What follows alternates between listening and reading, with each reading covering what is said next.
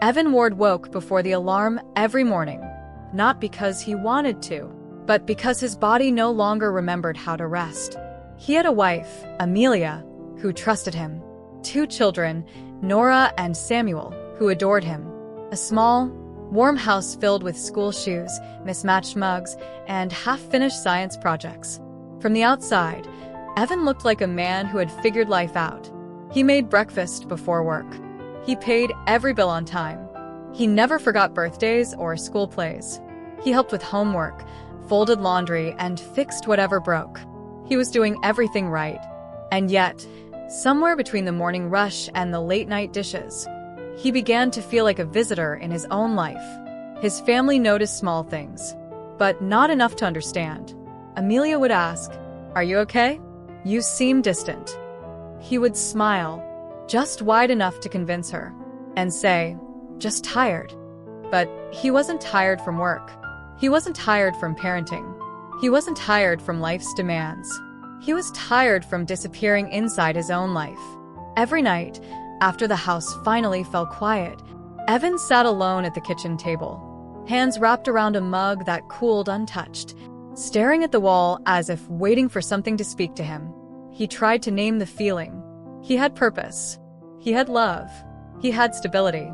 And yet, underneath it all sat a hollow space he didn't understand. One evening, on his way home from work, he felt too drained to follow his usual path. He turned down a side street, not out of curiosity, but out of exhaustion. That was when he saw it. A small, warm room tucked between 2 old shops. The light inside glowed softly, like it wasn't asking anything of him. He stepped closer. There was no sign, no instructions, just quiet. He went inside. A few people sat scattered around the room, reading, writing, breathing. Nobody looked up. Nobody asked his name. Nobody expected anything from him. For the first time in years, Evan didn't feel like he had to perform. He returned the next night, and the next. Sometimes he wrote thoughts he had been too busy to feel. Sometimes he sat in silence and allowed the weight he carried to finally settle. Sometimes he simply breathed slowly, deeply, like a man relearning his own body. And in those quiet moments, a truth he had long avoided finally surfaced. He wasn't empty because he lacked anything. He was empty because he had never paused long enough to inhabit the life he built. He had been a provider, a protector, a fixer, a planner, but never a presence. Not with Amelia, not with the kids, not with himself. Evan wasn't exhausted from doing too much. He was exhausted from never meeting himself in the doing. Slowly, gently, things shifted. He began waking a little later, eating breakfast with his children without checking the time, listening to Amelia without preparing solutions, letting silence exist without rushing to fill it. His family noticed. Nora asked, "Dad, why do you smile like that now?" He didn't have an answer, only gratitude. Amelia kissed his cheek one evening and whispered, "You feel lighter." He exhaled softly. "I think I finally stopped fighting myself." Walking home one dusk, Evan felt something unfamiliar, a quiet fullness in his chest. Not pride, not achievement, not relief, presence.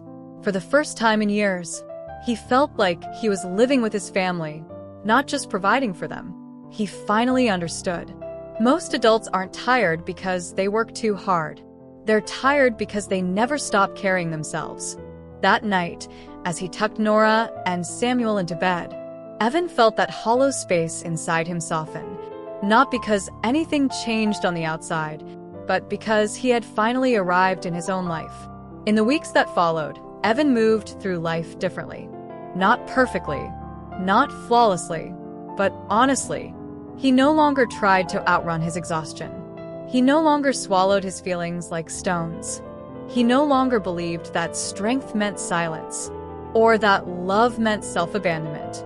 He learned to pause, to rest, to step back without apologizing, to say, "I need a moment," as gently as he said, "How can I help?"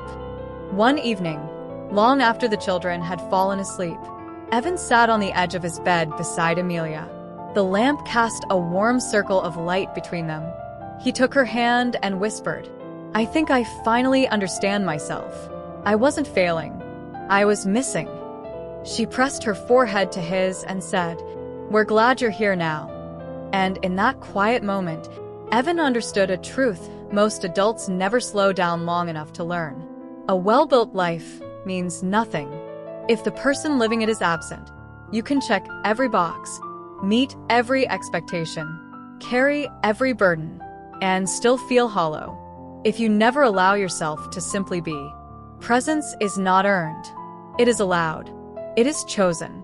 It is returned to again and again, with gentle honesty and small courage. That night, as Evan turned off the light, the room felt full, not with things, not with achievements, but with the quiet, steady truth that his life finally had him in it. And the moral settled softly. Adults don't truly break from doing too much. They break from disappearing inside what they do. Come back to yourself. The rest of your life will wait. Do you like what you just heard? Like, share, and follow for more.